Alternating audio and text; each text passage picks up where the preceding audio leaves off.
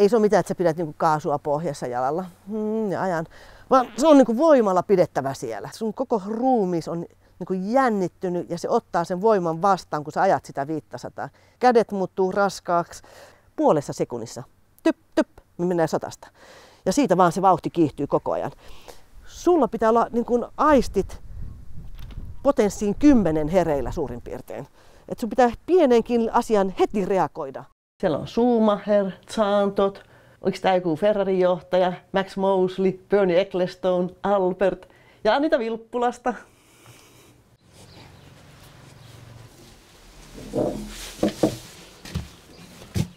Meillä on viiniä, mutta meillä on renkaat kellarissa. Täällä maakellarissa on just sopiva lämpötila ja kosteus näiden renkaiden säilytykseen. Tommi saisi kyllä lauttaa.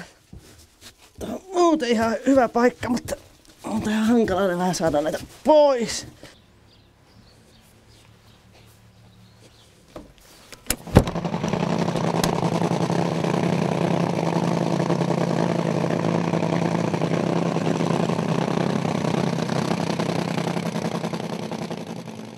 Täältä näyttää dragsteri riisuttuna. Ei täällä ole paljon muuta kuin pelkkää putkea vaan. Mä oon tullut tähän autoon, mulla on 7-pistevyöt, mun kädet on käsihihnoilla tähän alavyöhön kiinnitettynä, mun kypärä on kiinnitetty kans tähän alavyöhön. Mä oon valmiina omasta puolestani. Odotellaan sitten kilpailun järjestäjältä käskyä, että voidaan käynnistää koneet. Päämekanikko katsoo toisen tiimin päämekanikkoa, kummatkin on samassa vaiheessa. Mä laitan kytkimen pohjaan, pidän sitä jarrulla, sähköt päälle ja pojat käynnistää takaa auton. Heti kun se auto käynnistyy, niin mä vapautan saman tien jarrun ja lähden nostamaan kytkintä. Sitten Tommi näyttää, että aloita renkaanlämmitys, niin mä painan kaasun pohja. Se kaasuhan ei aukea kuin olisikohan sentin suurin piirtein. Ja tapahtuu renkaanlämmitys. Sitten kytkin alas, jarrutan. Sitten mä teen suunnanvaihtajalla, mä vaan vaihdan tämän suunnan taakse. Ja sitten mä säädän vähän polttoainetta pienemmäksi. Sitten mä pysäytän sen jarrulla, vaihdan sen eteenpäin. Sitten mä istun paikallani ja mä odotan. Sitten visiiri kiinni, polttoaine syöttö täysille, kytkin pois. Eli tässä kohtaa mä otan jo kytkimen pois. Ja mä pidän sitä jarrulla vaan paikallaan. Mulla on joku keskipisteet radan puolista välistä. Ja kun mä näen keltaisen valon, niin saman tien kaasu pohjaan, jarru vapautetaan ja mennään. Yleensä se keulii vähän ja sitten se, kun tulee maahan, niin se lähtee vähän hakien menemään. Se voima yrittää saada jalkaa irti tästä pohja-asennosta. Mutta se on pidettävä voimalla siellä. Mitä luempaa me mennään, sitä enemmän sitä rattia pitää kääntää ja hakea sitä pitouraa siinä, mikä on siinä keskellä sitä rataa. Sitä myöten ajetaan. Sitten kun mä alan näkemään, että maaliviiva lähestyy, se tulee muuten tosi lujaa se maaliviiva. Ja kun mä näen, että se maalilinja on sieltä tulossa, niin mä painan peukalolla ja vapautan jarruvarjot siitä. Sitten mä nostan kaasun ja sitten alan sulkea näitä hallintalaitteita ja sähkövipuja tästä.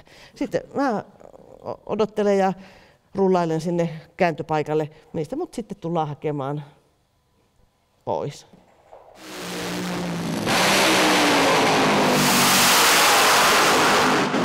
Top Fuel Dragsteri on aika kaukana ja se on oikeastaan jo maalissa siinä vaiheessa, kun Formula 1 on mennyt edes sellaista 100 metriä. Että se tuollainen Top Fuel Dragsteri, se menee kuitenkin reilusti alle sekunnin 0-100 ja Formula 1 siihen menee 2,6 sekuntia. Että se ei ole niin hallitsevassa roolissa se lähtö kuin tässä lajissa.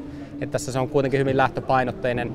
Mutta sitten tietysti Formula 1 pitää kuljettajan muuten olla reaktiot kunnossa. Että tietenkin sitten kun ajetaan muuten mutkaa, sä tunnet miten se auto liikkuu, niin siinä pitää olla kyllä reaktiot kohdillaan. Ja ihan varmasti Formula 1-kuskit, jos ne tulisi tähän lajiin ja pikkasen treenaisi, niin kyllä ne pärjäisi täälläkin. Että kyllä niillä on reaktiot kunnossa niilläkin ukoilla. Olisiko ollut 94 jotain sellaista, niin oltiin sitten katsomassa Anitan kisoja tuolla Mantorpissa Ruotsissa ja siinä sitten pyörittiin vähän aikaa ja sitten Anita sanoi, että kun teillä ei ole muuta tekemistä, myykää noita meidän teepaitoja. Sitten me tehtiin teepaitakauppaa siinä ja katsottiin välillä kisoja ja nautittiin elämästä siinä, niin kyllähän aika pitkältä ajalta kuitenkin Anita tunnetaan. Tänä vuonnakin on ollut 2 muuta naista siellä ajamassa, että ei se ole mikään semmoinen erikoisuus enää, että on niin kuin naisena mukana, mutta henkilökohtaiset päänahat on aina makeimpia, eli sillä ei ole niin kuin sukupuolella väliä sitten, että kumpi se on, mutta nimet merkkaa. Mä en oikeasti osaa ajatella sitä mies-naisen näkökohtaa niin kuin semmoisenaan tuossa ajohommassa muuten. Se tietysti yleisesti ottaen, että jos lähdetään siihen, niin naispuoleiset kuskit harvemmin ruuvaa kauhean paljon itse, eli ne pääsee silloin enemmän keskittyyn siihen pelkästään ajamiseen. Taas miespuoleiset kuskit lähes kaikki on siinä tekniikassa mukana ja niillä on taas parempi taju siitä, että mitä siinä voi olla joku tekninen murhe, miksi tarvitsisi ottaa pois tai miksi tarvitsisi tehdä jotain. Mutta taas sen ajotapahtuman puolesta pelkästään voisi olla taas jopa tämmöinen tekninen etu naisilla tässä kohdassa. Tuhannet hevosvoimat, kun ne jyrisee ja tavallaan tanner tömisee ja siihen tulee mukaan sitten tämä haju ja ääniefekti. Niin sitten kun on paikan päällä ja ihminen niin kun näkee nämä kiihdytysdragsterit siinä tosi toimissa, niin kyllä ne yleensä tulee sanomaan, että enpä olisi uskonut, että tämä on tämmöistä oikeasti.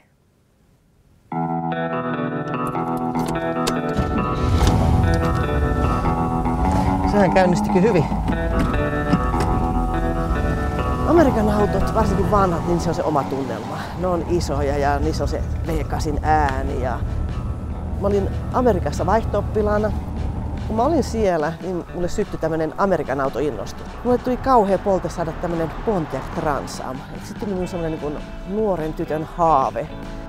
Siinä meni niin kuin useampi vuosi.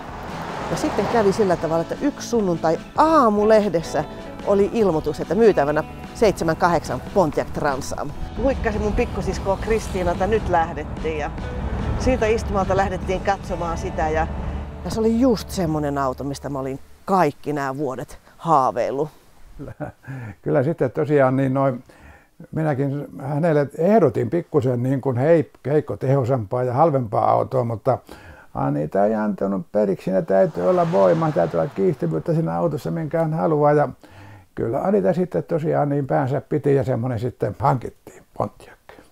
Sillä mä lähdin kiertelemään Amerikan autonäyttelyitä ja cruising-iltoja ja kolmantena oli sitten tää kiihdytysajot.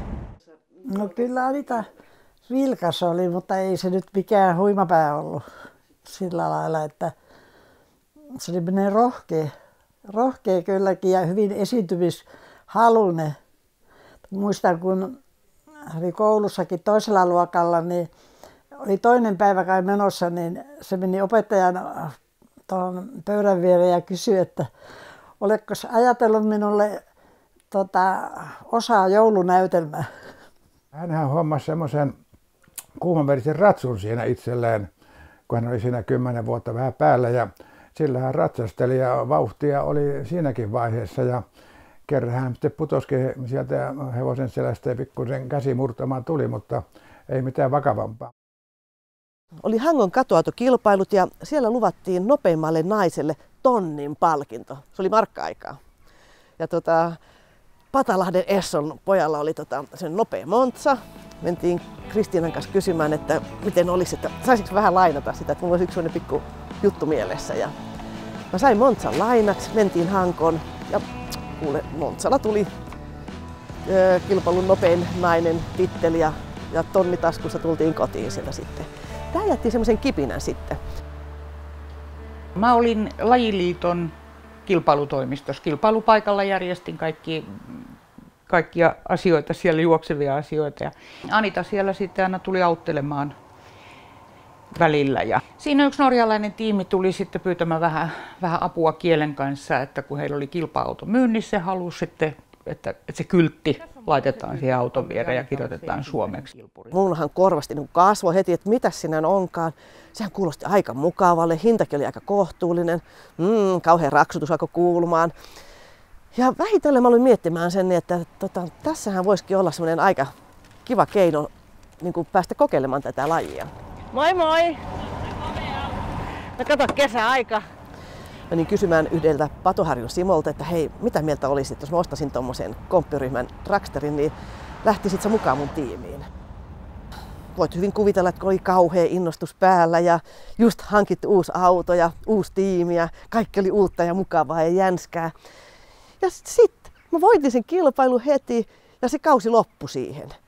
Et juuri kun sä olit päässyt niin kuin vauhtiin, niin mitä ihmettä Suomen talvi. Niin joku kuuli, että Englannissa on vielä yhdet kilpailut. Mitä? Onko? Hei, lähdetäänkö sinne? Ensimmäinen ulkomaankisa nyt ei päättynyt ihan hirveän hyvin, että se päätyi sinne pellolle ja kilpuri oli 3 eri osassa ja onneksi Anitalle ei käynyt kummemmin. Eli mä olin juuri voittanut motoparkin kilpailun ja sitten seuraavassa kilpailussa mulla oli kasaromua. Eli oli niin kuin semmoinen lyhyt ja ytimekäs tämä alku. Mä alettiin sitten uuden tiimin kanssa miettimään, että mitä me tehdään, että oliko tämä oikeasti tässä vai voitaisiinko me jatkaa jotenkin. No sitten Simo tuli sanomaan mulle niin, että hei, me ollaan tässä poikien kanssa puhuttu, että jos sä pystyt järjestämään uuden rullon, niin kyllä me järjestetään tämä kone ja tekniikka siihen ja kasataan se, että päästään jatkamaan tätä. Meidän isä rakensi tuonne Lappiin mökkejä ja niitä sisustettiin justiinsa. Mutta isä, hei, jos mä kudon mattoja sulle, niin ostasitko sä ne sinne Lapin mökkeihin? Ja niinpä minä sitten menin tuonne Vilppulan kotiteollisuusasemalle ja kudoin mattoja mattopuilla ja myin niitä kalliilla hinnalla, kun ne kerran niin käsin tehty isälle. Ja jos mä oikein muistan, niin taisi olla, että me voitettiin Suomen mestaruus sitten heti sinä vuonna. Itse olin niin innossaan kanssa tästä ja tää oli uutta. Tätä seurattiin paljon niin kuin mediassa, tätä meidän lajia. Siihen oli kyllä helppo löytää niin kuin tukijat siinä vaiheessa. Seuraavassa luokassa näemmekin todellisen lentävän enkelin, kauniin Anita Mäkelän, joka eliminaattorissa osoitti olevansa Suomen nopein naiskiihdyttäjä. Nyt onkin kyseessä todellista vauhtia, sillä Anita voittaa kokeneen Ari Näkkilän finaalissa loistavalla ajalla 8.7.05, loppunopeuden ollessa mahtavat 248 kilometriä tunnissa. Tänä päivänä tämä moottoriurheiluskaala on niin kauhean niin siinä vaiheessa ei ollut. Ja tämä motoparkin, niin kun, oliko se ensimmäinen juhannusjuhla, niin sehän oli varmaan 20 000 ihmistä, mitä siellä oli. Et ne oli niin valtavia ne ihmismäärät, että se oli niin ihan valtava semmoinen niin kiihdytysajopuumi siinä 80-luvun lopulla. Eli mä ajoin joka viikonloppu täältä Vilppulasta Helsinkiin tallille sitten ja siellä vietettiin nämä talviviikonloput, rakennettiin autoa, laitettiin sitä valmiiksi. Det var ju när vi tävlade mot varandra i metanolklassen då. Metanoldragster körde Anita och jag körde metanol funny car då. Det var en snygg finsk tjej som började köra och så var det ju absolut. Och sen att genom åren att det varit sån hård konkurrens mellan dem.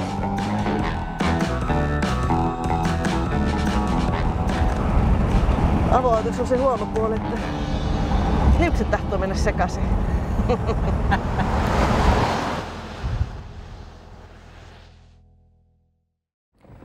Alastarossa on ajettu Top Fuel-autojen EM-osakilpailu. Voiton otti kiihdytysautojen kuninkuusluokkaan siirtynyt Top Haag. Kakkoseksi jäi Ruotsin Toni Bryntesson.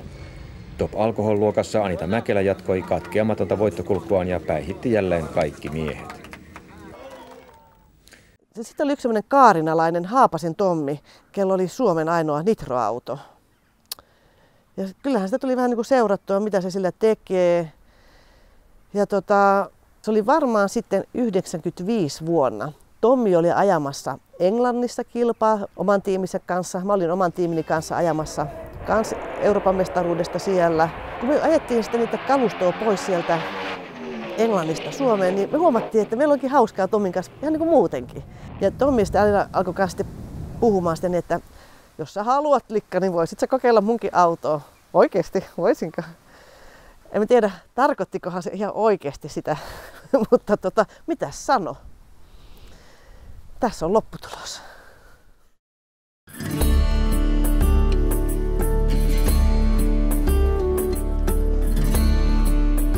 Tehtiin sitten Tommin kanssa päätös, että aletaan niin suunnittelemaan yhteistä tulevaisuutta sekä radalla että radan ulkopuolella. Ja me mentiin 97 vuonna sitten naimisiin. Tavallaan sitten siirryin Tommin kanssa vetämään tätä nitrotiimiä sitten. Meillä oli yhtenä vaihtoehtona, kun suunniteltiin tulevaisuutta, että pitäisikö meidän muuttaa Amerikkaan ja alkaa täysin ammattilaisiksi. Eli kyllä se niin kertoo jo siitä, että meidän tämä 90-luvun alku oli semmoista, että harrastettiin ammattimaisesti tätä. Eli se oli niin meidän ykkönen tässä elämässä ja kaikki muu normaali arki pyöri niin tavallaan sen ympärillä. 98 vuonna mä aloin odottamaan ensimmäistä yhteistä lasta. Ja sitten mä aloin miettimään, että mitäs mä nyt tekisin oikein, jos mä pitäisin kerrankin äitiyslomaa.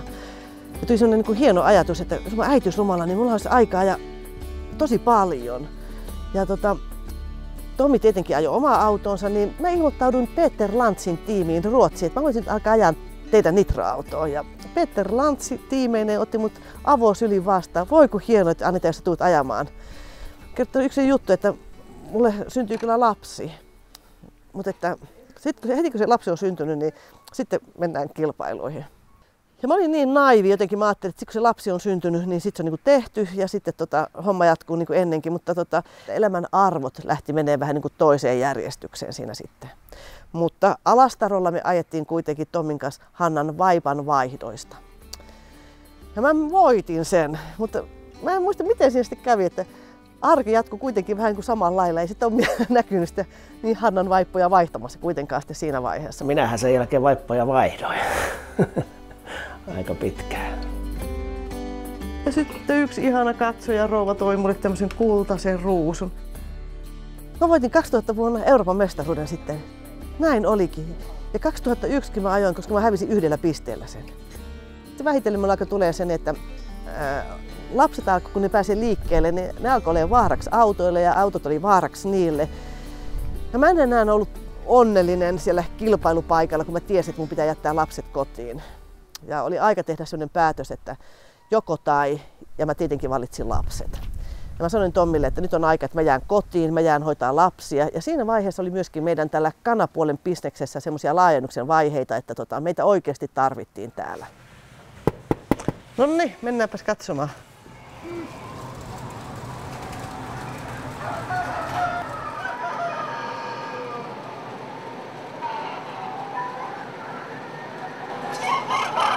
Tässä on meillä Elvira. Tää on täysin automatisoitu. Rehut tulee tänne, vedet menee nippalinjaan, kanat munii tonne pesiin. Mutta jos kana munii pehkulle, niin ei se kana sitä munaa poistua. Ihmisen pitää käydä keräämässä ne täältä.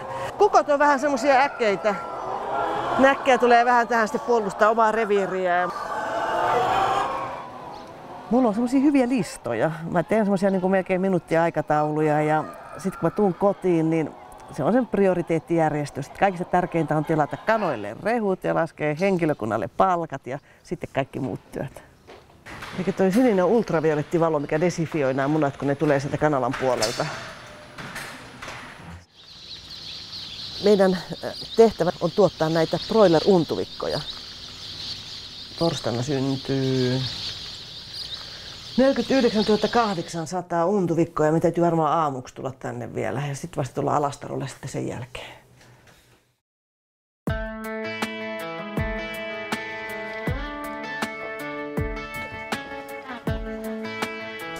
Pitää takapää nyt sit muistaa se. Mutta sitten Tommi alkoi 2007 varmaankin sanomaan, että mitenkä hän olisi, että jos hän vähän lähtisi kokeilemaan ja vähän laittaisi poikien kanssa nitroautoa kuntoon.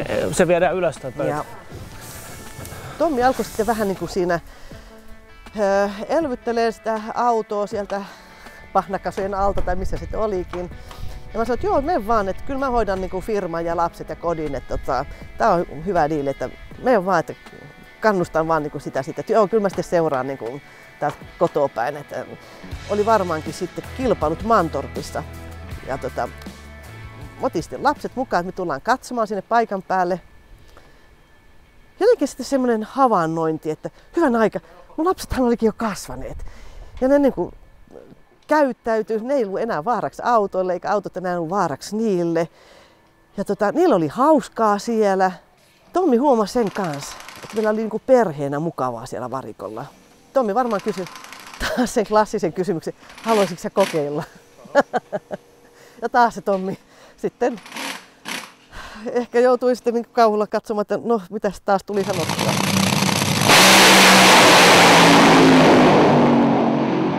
Onhan se hullu hommaa ja ei varmaan kukaan muu päästäisikään vaimoa ajaa kuin minä. Ja mä oon aina sanonut Anitalle, että jos et sä halua, niin ei ole pakko, mä voin ajaa. Että mä kuitenkin tiedän, että auto on tehty niin, että se on hyvä ja turvallinen. Nitro on meidän polttoaine. Se on semmoista lällyä tavaraa, että sitä voi heitellä, potkia, tehdä kaikkea mahdollista sille. Siinä polttaa kätensä niin kuin muulla konstilla kuin sen palamisella, jos koittaa normaalisti saada sitä palaa. Mutta sitten me saadaan ne ominaisuudet paikalleen, että saadaan se vähän yli 200 astetta lämpöä ja se 60 baaria, niin sit se kyllä rokkaa ja suosittelen, ettei sitä ihan kokeile ihan joka asiassa siinä vaiheessa. Kyllä mä kunnioitan sitä ja mä tiedän, että minkälaiset voimat on kyseessä. Ja mulla pitää olla 110% luotto mun tiimiin. Mä tiedän, että Sami on tiiminsä kanssa tehnyt sen mun auton niin kuin sillä tavalla, että se on niin kuin tehty kaikki parhaalla tavalla otettu huomioon, että tämä auto on turvallinen. Ja kun mä tiedän, että näin on, niin se ottaa multa sen huolen pois. Hyvä. Mä käyn mielessäni läpi, mitä voi tapahtua. Mä teen paljon mielikuvaharjoittelua, mutta mä en myöskään katso mitään onnettomuusvideoita. Mä en halua tietää mistään niin kuin muiden ajamista onnettomuuksista. Mä en halua katsoa mitään kauhujuttuja. Eli mä tavallaan niin kuin suljen sen alueen niin kuin pois ajatuksistani. Kaikki aina kysyy, että miten sä et voi pelätä, kun kaikki se siskotkin pelkää ja äiti ja iskä pelkää, mutta en mä pelkää sitä. Ei siinä ole niin mitään, se on niin normaalia. Eli kokeilla tekisi mieli. Muutama lähdön päräyttää ainakin. Pikkupoista saakka katsellut, niin kyllä siis niinku tajuu suunnilleen mitä siinä tehdään ja sitten niin on katsellut vaan niin paljon.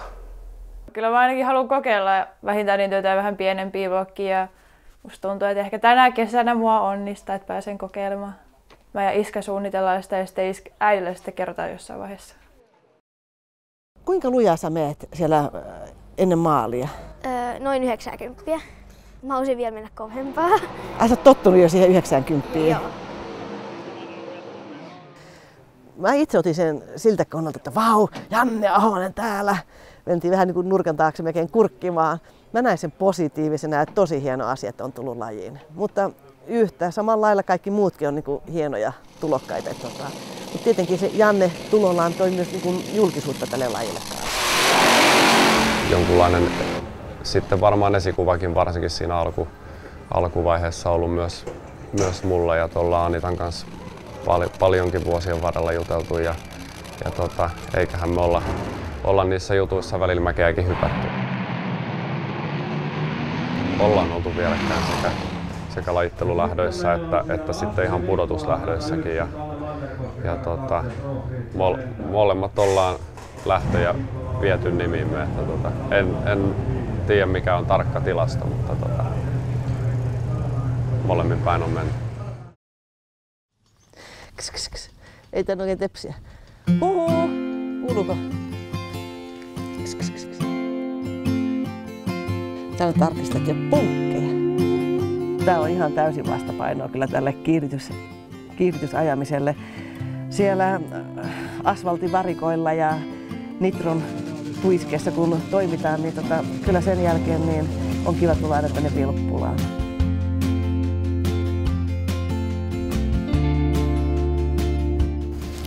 Tällähän me hoonataan noin kilpailutusylitelit.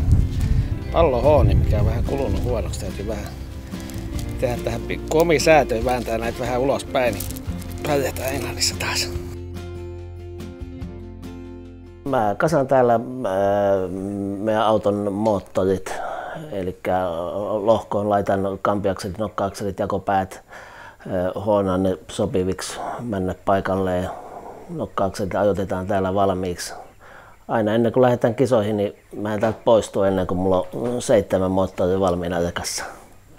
Mä oon pitänyt sitä 7 maagisena lukuna, jotta mä saan nukuttua kisoissa, kun me mennään, niin mä tiedän, että mulla on joka lähtöön moottori. Jos menee huonosti, että aina hajoaa. Mutta ei onneksi ole koskaan vielä mennyt näin. Tää perustuu raakaan voimaan. Sitä saadaan nitrosta ja ahtimilla niin paljon, että sitä on aina liikaa.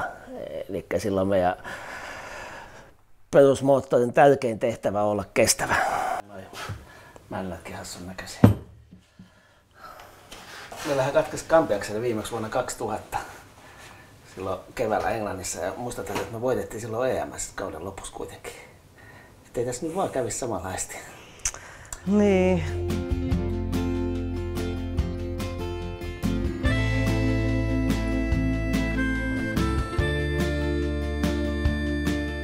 Lenkin jälkeen on kivana istahtaa tuohon kukkapenkin reunalle ja ottaa huonoja kukkia pois. Ja siinä syke mukavasti tasaantuu ja saa vielä jotain aikaiseksi sinne käsillä. Kun mä nypin näitä kerran viikossa pitkin kesää, niin mä säilyy ihan tonne loka-marraskuulle asti. Tämmönen auto itsessään, semmoisen pystyy hankkimaan noin 100-200 000 eurolla. Mutta meidän laji on siitä ihmeellinen, että jos sulla on yksi auto, niin sä et pysty ajamaan siellä vielä kilpaa. Meillä on 1,5 tuntia aikaa lähtöjen välissä ja meidän täytyy mennä uudestaan taas ajamaan. Vaikka sulla on auto, mutta jos ei sulla ole niitä varaosia, niin sä et pysty ajamaan kilpaa. Jos sulla pitää olla kuljetuskalustossa pitää tietenkin olla työstökoneita, siitähän se lähtee kasvamaan tämä budjetti. Jos sun kaikki pitää hankkia, niin varmaan ollaan jossain 500 000 euron tietämillä. Mutta mekin ollaan ajettu vuosia jo kilpaa ja meillähän on kertynyt näitä osia ja tavaroita, niin tietenkin se on jo erilaista sitten. Me itse pystytään tekemään tätä työtä ja uudistamaan näitä ja korjaan osia ja taas ajamaan. Kyllä se joutuu lentää Amerikan maahan ja sieltä Indianapoliksen lähelle Brownsburgia, missä meillä on hyvät suhteet toisiin Amerikan huipputiimeihin. Ja sieltä hyvin pitkälle pyritään ommaamaan käytettyjä osia sopivasti. Jenkkitiimeillä on niin isot budjetit, niiden osien hylkäämisraja on tosi herkkä. Jotain pientä naarmua männässä, niin se on heti pois. Täällä vähän laitetaan karhun kieltä, hinkataan ja se menee ihan hienosti. Mieluummin mä haluan paljon melko hyviä käytettyjä osia kuin muutaman uuden. Tämä on niin pohjaton kaivo, tämmöinen moottoriurheiluharrastus. Aina sä voit ostaa nopeampia ja uudempia osia ja aina sä voit tehdä sitä ja tätä. Mutta sulla on joku määrätty budjetti, minkä puitteissa sä elät ja sillä se rahoitetaan sitten. Monelle ihmiselle rahahan on vaan pelkkiä numeroita paperilla. Mä oon kun nyt ajanut tässä näin, niin tästähän rahasta on jäänyt paljon kumia rataa ja kyllä se välillä mennyt savuna ilmaankin. Mulla on jäänyt hirveästi semmoisia elämyksiä.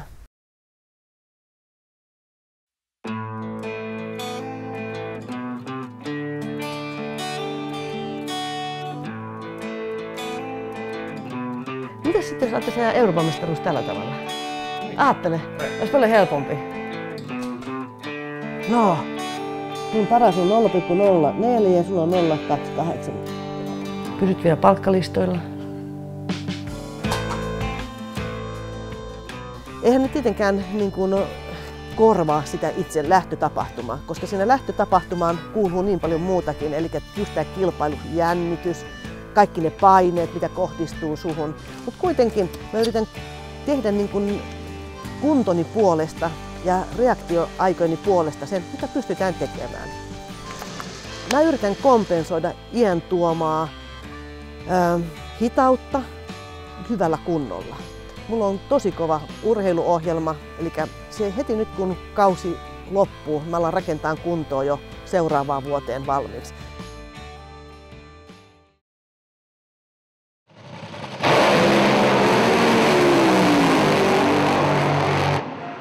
Meidän lajissa on se, että tämmöinen 500 kilometrin loppunopeus, niin tämähän on kova vauhti.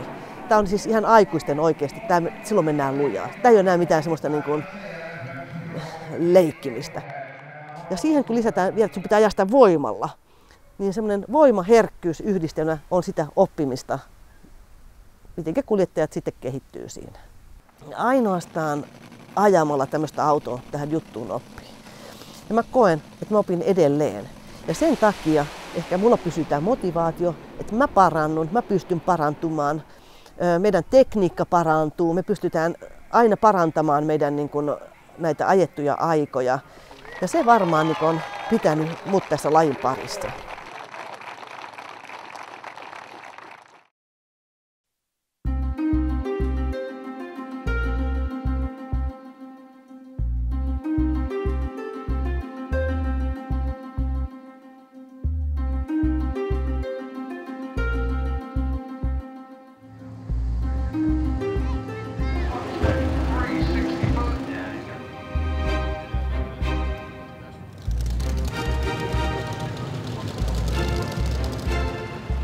lähdettiin viimeisen osakilpailuun.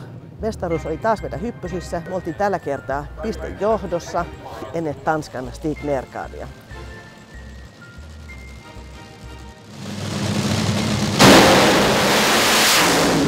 Meillä on tosi hyvä henki siellä varikolla meidän muiden kilpailijoiden kanssa. Et me niin toivotaan Stigille, että good luck, but not so much. Ja me tarkoitetaan sillä niin, että me halutaan, että me päästään niin ajaen voittamaan toinen toiselle. Eikä sen takia, että toisella tapahtuu jotain. And the thing is that the best team will win.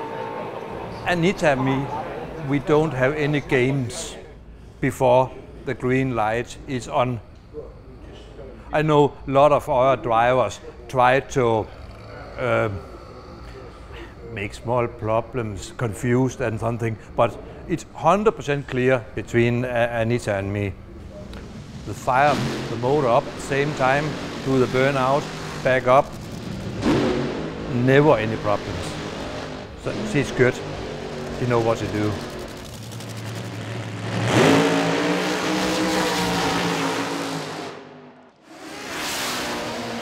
Nythän Englannissa oli sellainen tilanne, että kun Hanna on 18 ja Heikki 17, niin saivat itse valita, että haluavatko lähteä tänne päätöskilpailuun mukaan vai jäävätkö isovanhempien kanssa kotiin ja menevät kouluun. Ja ne valitsi, että ne haluaa jäädä kotiin ja mennä kouluun. No tietenkin vanhempana hyvä, että haluat mennä kouluun, mutta mulle tuli sen kauhea suru, että me ollaan viety ne koko niiden elämää niin aina mukana. Ja mä oon niin ajatellut, että tämä niin meidän perheen harrastus. Mulla se oli kauhea pettymys, että ne lapset ei sitten ehkä halunneetkaan niin lähteä mukaan. Mutta sitten lauantai-iltana, mä olin jo nukkumaan menossa, niin yhtäkkiä mun lapset tulikin sinne Englantiin paikan päälle.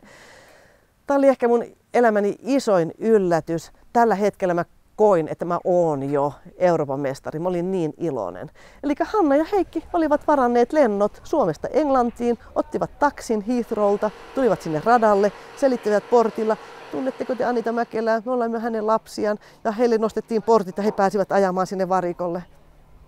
Tämä oli niin kuin mun suurimpia juttujani ja mä olin niin yllättynyt tästä jutusta, että tämän jälkeen mä olinkin jo valmiiksi mestari melkein.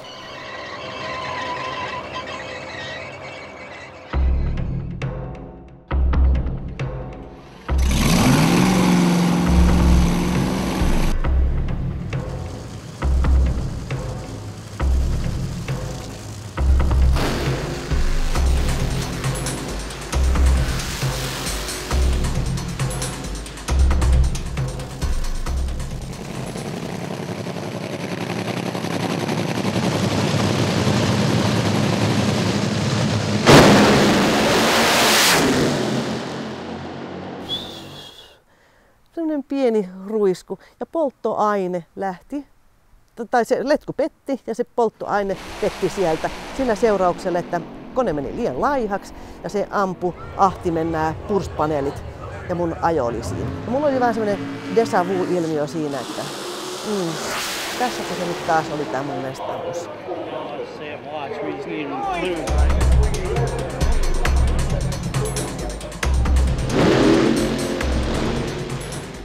Ja mun jälkeen tuli sitten Stig vastaan Mikke Kåkered.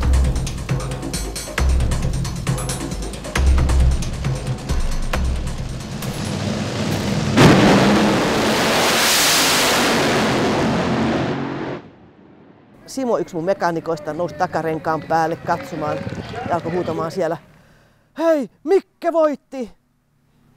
No ei sitä noin voi tietää, se on niinku monta 100 metriä matkaa, että voittiko se. No Tommi juoksi siitä paikasta sinne katsastusasemalle ja hetken päästä kuului kauhea huuto sieltä. Stig hävisi, Mikke voitti, Anita, me ollaan Euroopan mestareita.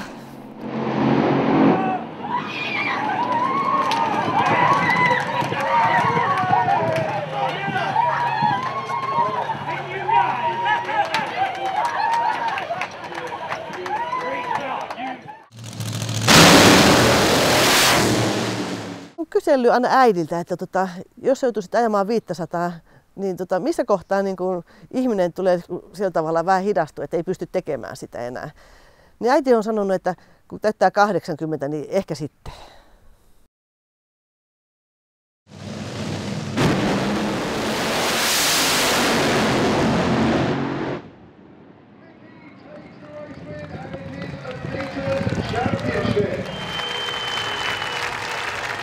So, Anisha will be wearing the number 1 in 2017 in FI Top Gear Drag, so we have the answer before the final.